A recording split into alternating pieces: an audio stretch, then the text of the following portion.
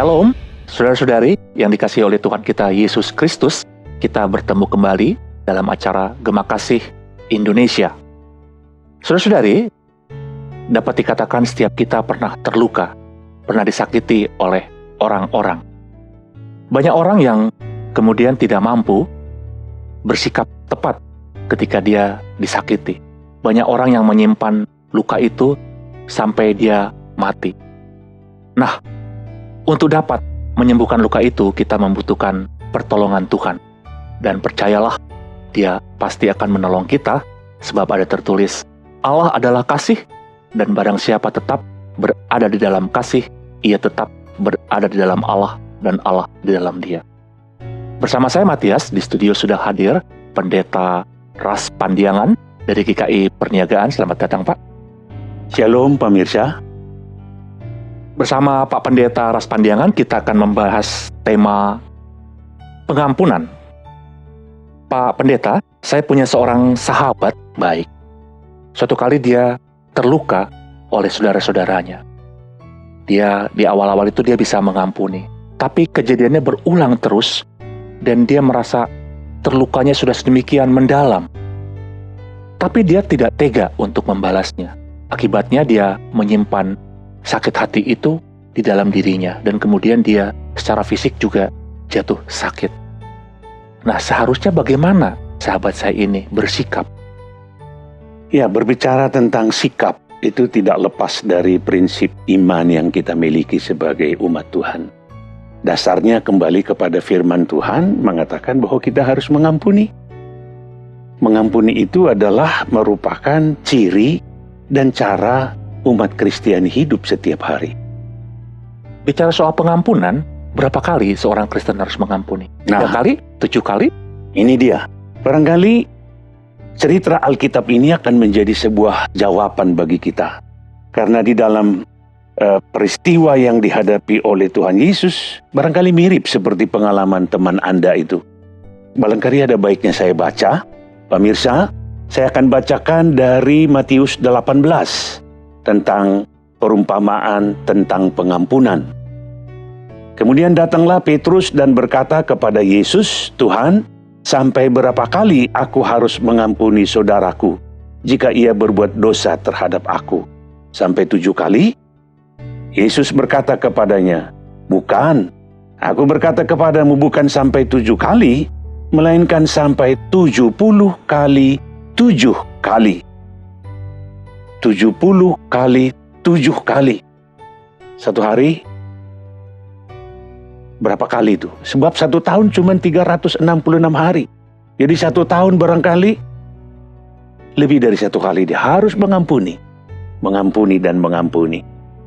Perlu kita ketahui bahwa apa yang dikatakan oleh Petrus ini sebenarnya sudah melampaui standar yang umum. Bahkan sudah melampaui hukum Taurat umat Yahudi pada zaman itu. Di dalam hukum Taurat dikatakan gigi ganti gigi. Tetapi Tuhan mengatakan bahwa kamu harus mengasihi musuhmu. Bukan saja mengampuni, tapi kita disuruh mengasihi.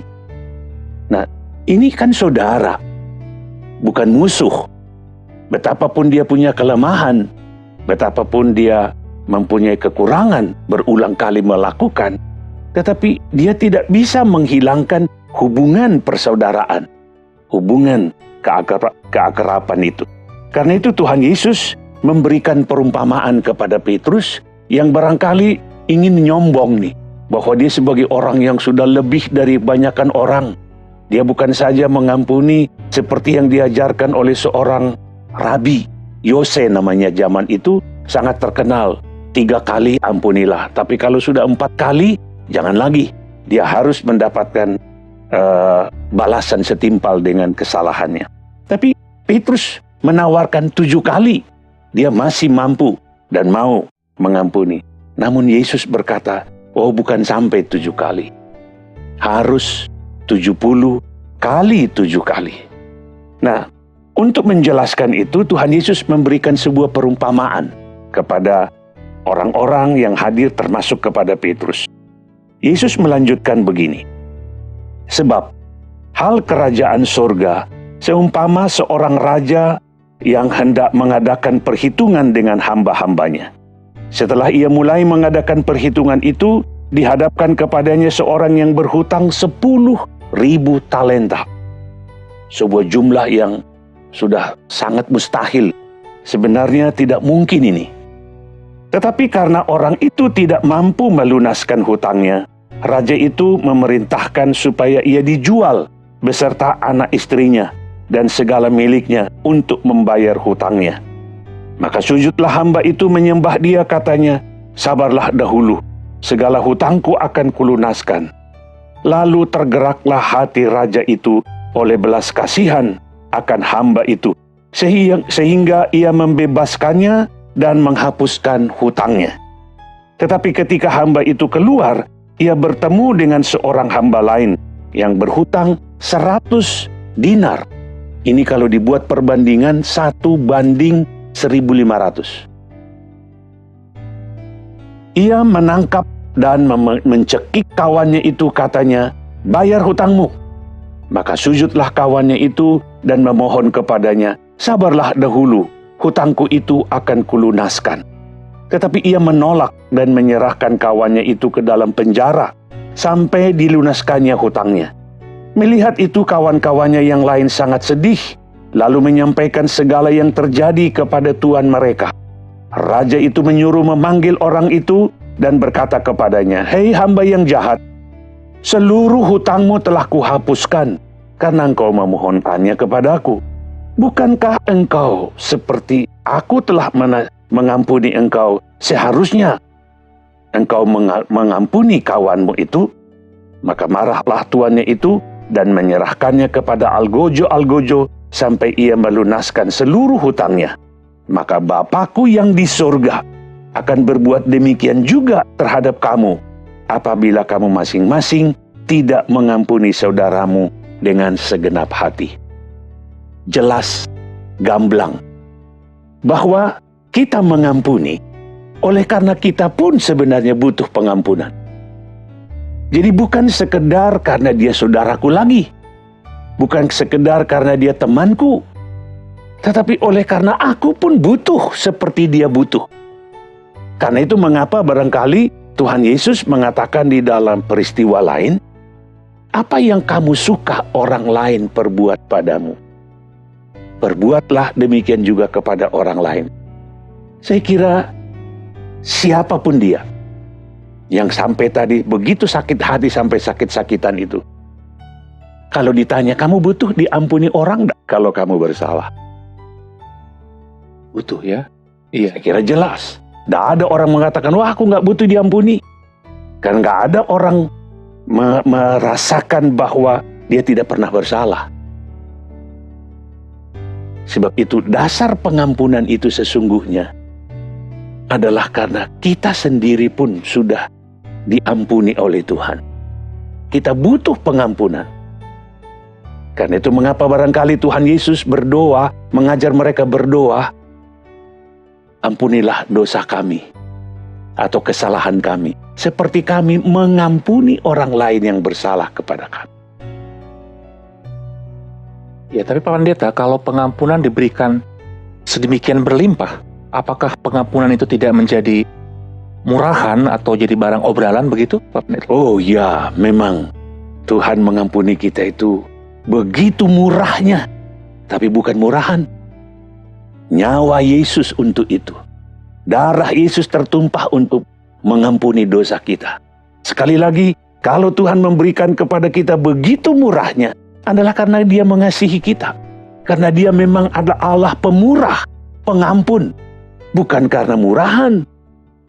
Nyawa Dia serahkan untuk pengampunan itu. Masihkah kita katakan nyawa seseorang itu murah? Apakah Bapak punya contoh konkret tentang pengampunan yang tanpa batas seperti itu, Pak? Iya, ini dia. Barangkali hanya dilakukan oleh orang-orang yang memang memiliki 3 hal. Yang pertama, dia sadar dirinya sebagai orang yang juga berdosa. Yang kedua, dia sadar dirinya telah diampuni oleh Tuhan dengan murahnya. Dan yang terakhir, dia sadar juga bahwa dia pun orang yang sewaktu-waktu bisa membutuhkan pengampunan orang lain. Nah, ada seorang yang diperlakukan secara tidak adil di dalam satu komunitas. Apa yang dilakukan oleh orang ini? Orang ini pada satu saat dia melihat bahwa sepatu orang yang selalu memperlakukan dia dengan sadis dan tidak manusiawi. Hanya oleh karena dia lebih kecil tubuhnya dan dia masih orang baru di dalam grup itu, atau tepatnya sebenarnya sebuah regu pasukan. Dia diperlakukan oleh seniornya, selalu dilecehkan, ditertawakan, dan membuat dia sangat terenyuh. Betapa mereka itu memperlakukan dia tidak adil. Namun, apa yang dilakukan orang ini? Pada satu saat, ketika pulang dari sebuah pertempuran yang begitu hebat, semua mereka langsung di barak tertidur. Bahkan ada yang masih belum mandi. Dan salah seorang daripada mereka yang belum sempat tukar pakaian itu adalah orang yang paling melukai hati dia, yang paling sering menyakiti dia. Perlahan-lahan orang ini membuka sepatu kaki dari kaki orang itu, dilepas, dicuci bersih, lalu ditaruh. Perlahan-lahan dia bantu orang itu di tengah setengah sadar membuka bajunya. Lalu kemudian dia menyelimutinya.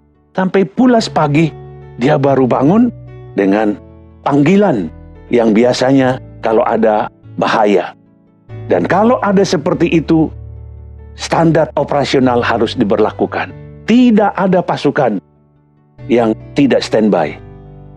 Ada banyak di antara mereka itu sepatunya masih kotor, itu tidak mungkin. Buru-buru harus membersihkan. Sementara orang itu menjumpai sepatunya bersih. "Kamu kan tadi malam," kata seorang temannya. "Kamu juga langsung tidur. Kapan kamu bangun bersihkan sepatumu?" Gue juga heran.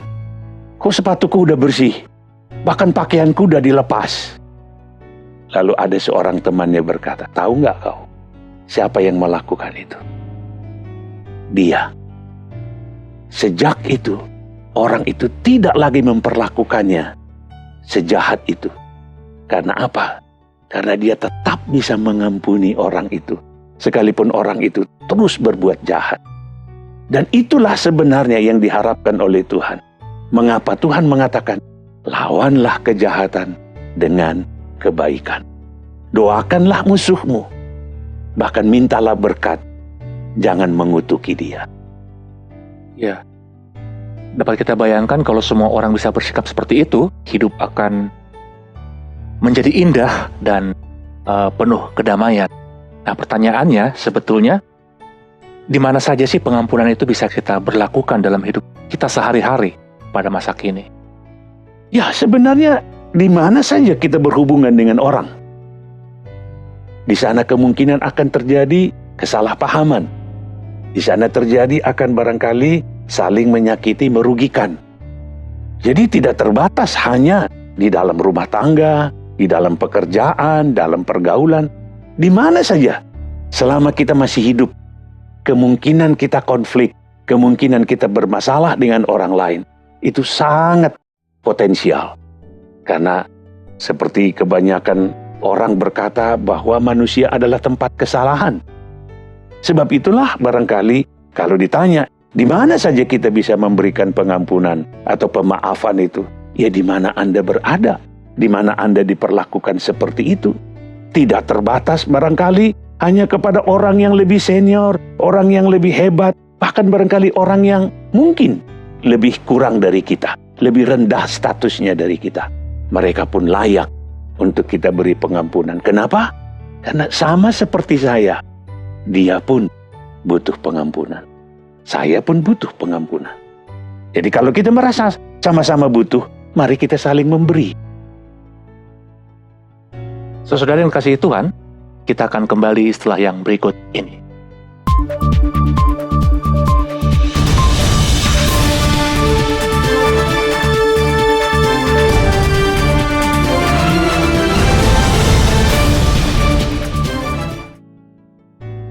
Saudara yang kasih Tuhan, terima kasih masih bersama kami dalam Gema Kasih Indonesia.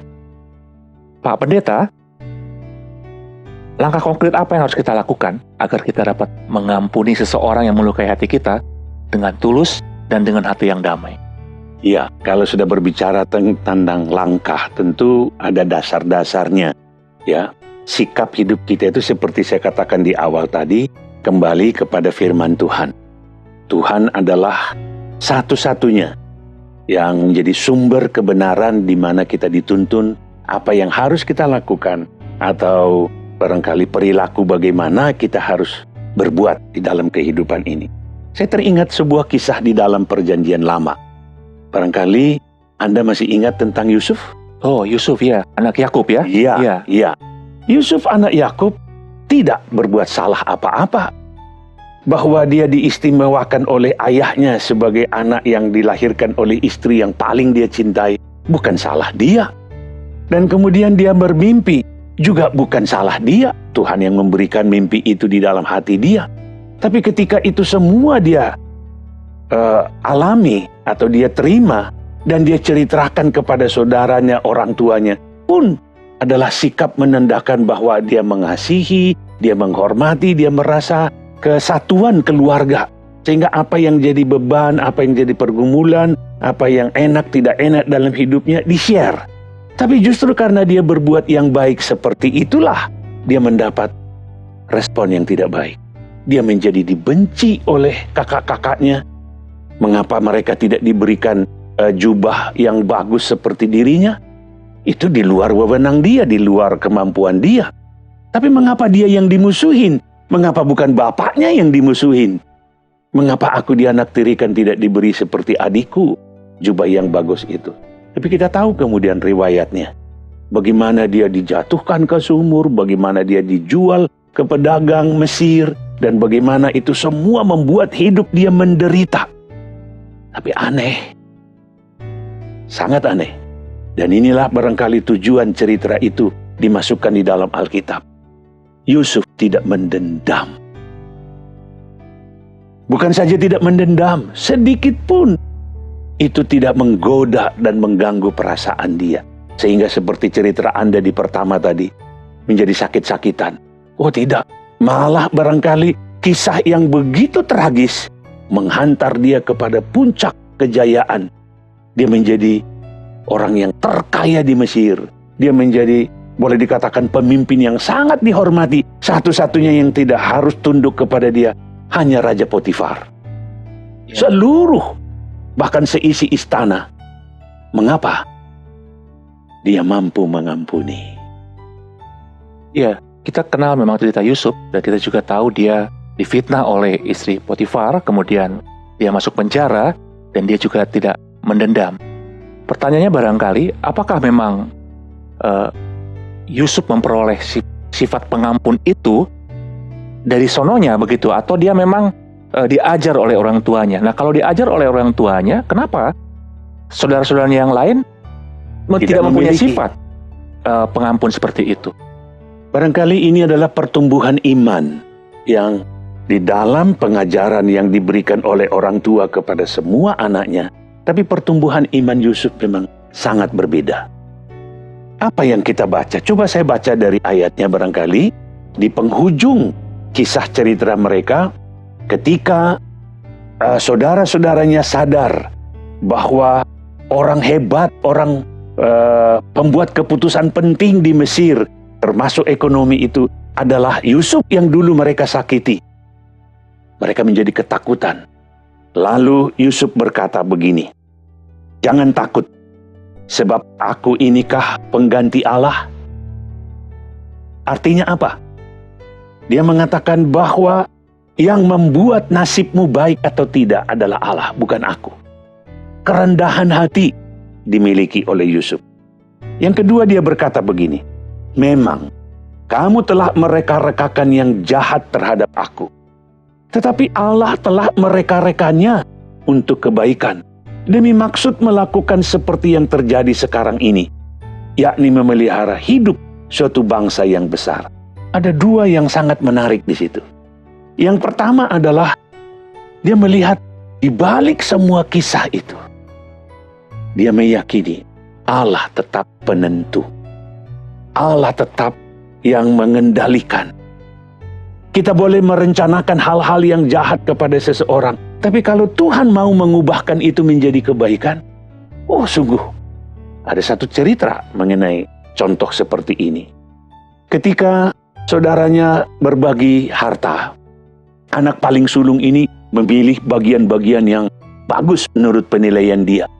Sehingga salah satu adiknya yang memang secara fisik anak ini lemah, secara pendidikan juga paling rendah, diberikanlah kepada dia yang katakanlah yang tidak disukai oleh mereka. Sisa-sisa. Iya. Berjalanlah waktu. Ketika mereka sudah menjelang setengah usia, sekitar 40-50-an, terjadilah perubahan yang luar biasa di daerah itu. Apa itu? Yaitu bahwa ditemukannya tambang batu bara. Dan itu adalah di atas tanah adiknya. Berubahlah sekarang status sosial mereka. Adiknya menjadi orang yang sangat kaya, dihormati, bahkan dia diberikan saham, karena itulah janji perusahaan yang menggali itu, dia akan diberikan saham supaya sebagai bentuk penghargaan kepada dia, karena diizinkan tanahnya untuk digali dan diubah menjadi kekayaan yang seperti itu. Apa yang kita lihat di situ? Bahwa Tuhan bisa mengubah yang jahat itu. Kalau itu kita yakini, maka kita tidak akan mendendam. Itulah sebabnya dia mengatakan, kamu memang saya sadari, kamu yang berbuat jahat. Kamu rekakan yang jahat terhadap aku. Tapi aku yakin hidup ini di tangan Tuhan, bukan di tangan manusia. Dan ternyata sekarang Allah telah merekakannya. Tetapi bukan hanya untuk kebaikanku, tapi juga untuk kebaikan kamu. Disinilah terlihat hati Yusuf yang bukan saja tidak mendendam dan mau mengampuni, tapi dia tetap mencintai yang menyakiti dirinya. Jadi sangat benar dengan dikatakan oleh Tuhan Yesus, kasihilah musuhmu, jangan berbuat jahat. Ya, dalam kasus Yusuf barangkali memang berakhir dengan indah, tapi kita juga mengenal beberapa kasus yang tragis, dan saya kenal beberapa orang yang mungkin sampai saat ini belum mampu memaafkan seperti Yusuf. Pada tahun-tahun 98, kita tahu sekelompok orang mengalami kejadian yang tragis, mereka mengalami penganiayaan yang luar biasa. Beberapa orang itu mengalami trauma bahkan ya, di samping kekerasan fisik. Sehingga beberapa juga harus pergi ke luar negeri dan mengalami menjalani terapi demi pemulihannya. Nah, kalau kita ditanya sebagai gereja, begitu, bagaimana sih kita bisa menolong mereka agar mereka sampai pada titik pengampunan tanpa batas itu? Bagaimana Pak Pendeta? Iya, memang peristiwa 98 barangkali sangat memilukan ya. Begitu banyak korban yang barangkali tidak bisa kita duga bahwa mereka akan menjadi korban situasi seperti itu. Nah, di dalam hal seperti ini, kita harus melihat bahwa ini memang suatu peristiwa ekstraordiner. Peristiwa seperti ini barangkali tidak akan terjadi beberapa kali. Dan setiap hari juga. Tidak setiap hari apalagi. Ya, belum tentu juga sekali 10 tahun, 50 tahun, kita sudah sekian puluh tahun merdeka. Baru kali ini negara kita dilanda peristiwa seperti itu, di mana orang-orang yang berbuat jahat seperti itu mempunyai kesempatan demikian. Nah, ketika kita sadari sebagai orang beriman, kata-kata Tuhan Yesus yang mengatakan bahwa kepadaku telah diberi kuasa di sorga dan di bumi. Kita akan mempunyai sebuah pemahaman bahwa tidak ada terjadi dalam kehidupan ini di luar kontrol Tuhan. Bukan berarti Tuhan menghendaki Anda diperlakukan jahat seperti itu. Tetapi situasi Anda pun adalah di bawah kontrol Tuhan. Tuhan bisa mengubah itu. Asal Anda mau berdamai dengan Tuhan, berkata, Tuhan, Engkau izinkan itu terjadi padaku. Mengapa bukan kepada orang lain, tapi kepadaku? Pasti Tuhan punya rencana dengan aku.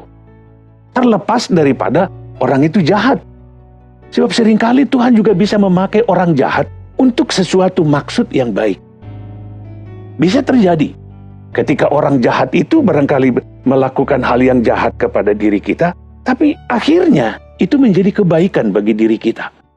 Anda barangkali yang perlu harus menerima dulu keadaan itu dari Tuhan. Tuhan, ini tidak lepas dari rencanamu. Apa maksudmu?